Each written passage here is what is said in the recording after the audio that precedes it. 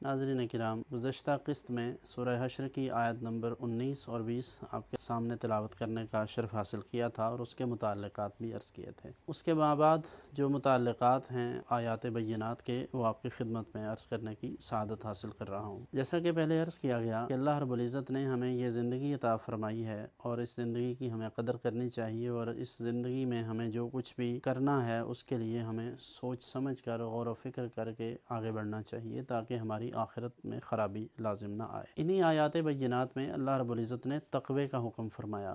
اور تقوی کا اگر خلاصہ عرض کیا جائے تو وہ یہ ہے کہ انسان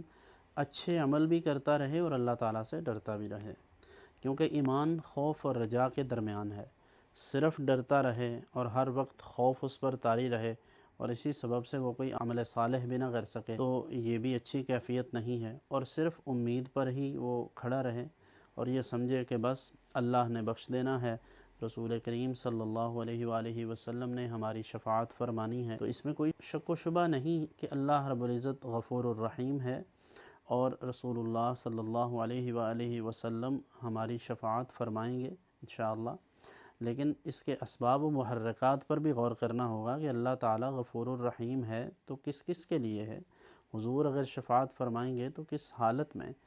ظاہر ہے کہ یہ ساری چیزیں کنڈیشنل ہیں۔ اگر ہم اللہ رب العزت کے احکام کو مانیں گے، رسول اللہ صلی اللہ علیہ وسلم کی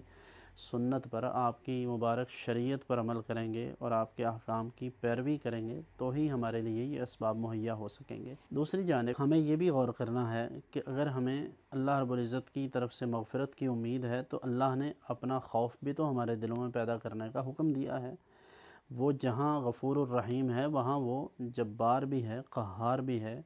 وہ علیم بذات الصدور بھی ہے، تو اس کی تمام تر جو صفات ہیں اسے پیش نظر رکھیں اور اس بات کو اپنے ذہن میں پختہ کریں کہ اس کی بارگاہ میں حساب دیتے وقت تو بڑے بڑے جو اولیاء کرام ہیں، صالحین ہیں، بلکہ انبیاء کرام علیہم السلام جو خوف محسوس کرتے ہیں اور جس کیفیت میں خود جناب نبی کریم صلی اللہ علیہ وآلہ وسلم نے احادیث بیان فرمائی ہیں، اگرچہ ان احادیث کا جو صحیح محمل ہے وہ یہ ہے کہ رسول اللہ صلی اللہ علیہ وسلم اپنی امت کو ترغیب دلاتے ہیں اور اس بارے میں تعلیم ارشاد فرماتے ہیں، لیکن ما و شما کس کتار و شمار میں کہ ہم یہ سمجھیں کہ اللہ تعالیٰ نے بخش دینا ہے اس لیے ہمیں کسی ایسے عمل کی ضرورت نہیں ہے یا ہمیں اس پر تقیہ کیے ہی بیٹھے رہنا ہے اور آگے نہیں بڑھنا۔ سو اعمال صالحہ یہ ایمان کے لیے ایک نور کی حیثیت رکھتے ہیں اور ایک زینت کی حیثیت رکھتے ہیں۔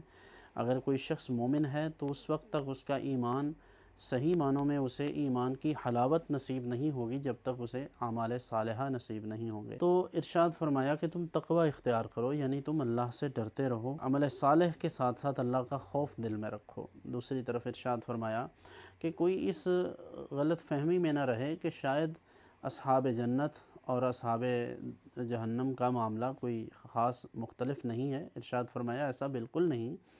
جو اہل جنت ہیں وہ کبھی بھی اہل دوزخ کی طرح نہیں ہو سکتے، یعنی اصحاب نار جو ہیں وہ ان پر تو اللہ کا غیظ و غضب ہوگا۔ اب تو لوگوں نے جہنم کو جنت کو بھی تماشا بنا رکھا ہے، جس کے جو جی میں آتا ہے وہ بول دیتا ہے، جیسے مرضی شعر پڑھ دیتے ہیں،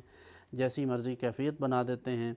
تو جنت کا مذاق اڑانا یا جہنم کا مذاق اڑانا یہ بہت خطرناک بات ہے، تو ہمیں اس سے بھی بچنا چاہیے، کیونکہ رسول اللہ صلی اللہ علیہ وآلہ وسلم نے خود جہنم سے پناہ مانگی ہے اور جنت مانگی ہے اللہ سے، تو اللہ رب العزت کی بارگاہ سے جنت مانگ مانگ کر اگر حضور صلی اللہ علیہ وسلم لیں تو ہم کون ہیں کہ ہم یہ کہیں ہمیں جنت کی ضرورت نہیں، معاذ اللہ۔ اس لیے جنت میں جانے کا مطلب ہے کہ اللہ اس شخص سے راضی ہوگا جو جنت میں جائے گا۔ اس لیے ان آیات بینات کا جو مصداق ہے وہ لوگ ہیں کہ جو اللہ تعالیٰ کا خوف دل میں رکھتے ہیں، اللہ کی محبت دل میں رکھتے ہیں اور اپنی آخرت کی جانب متوجہ رہتے ہیں۔ جب انسان اپنی آخرت کے بارے میں، عاقبت کے بارے میں سوچتا ہے تو پھر وہ دنیا میں بھی سوچ سمجھ کر عمل کرتا ہے، اور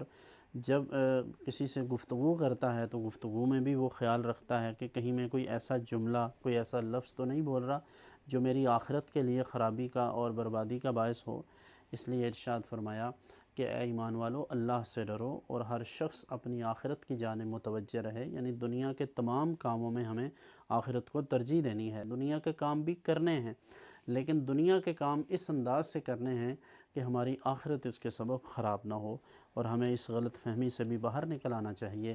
کہ اصحاب نار اور اصحاب جنت برابر ہیں۔ فرمایا کہ ہم الفائزون، یعنی اہل جنت تو وہ ہیں جو در حقیقت کامیاب ہیں۔ تو آج اگر کسی شخص کو کامیابی چاہیے تو وہ اپنی آخرت کی جانب متوجہ رہے، اور یہ غور و فکر کرے کہ وہ جو اعمال صالحہ کر رہا ہے اور اس میں اخلاص ہونا چاہیے، ان اعمال میں اس کی نیت اچھی ہو، دکھاوا ریاکاری مقصود نہ ہو، اور اللہ کی رضا مقصود ہو، تو یقیناً وہ اعمال اس کے کام آئیں گے۔ اللہ رب العزت ہمیں فکر آخرت کی توفیق مرحمت فرمائے۔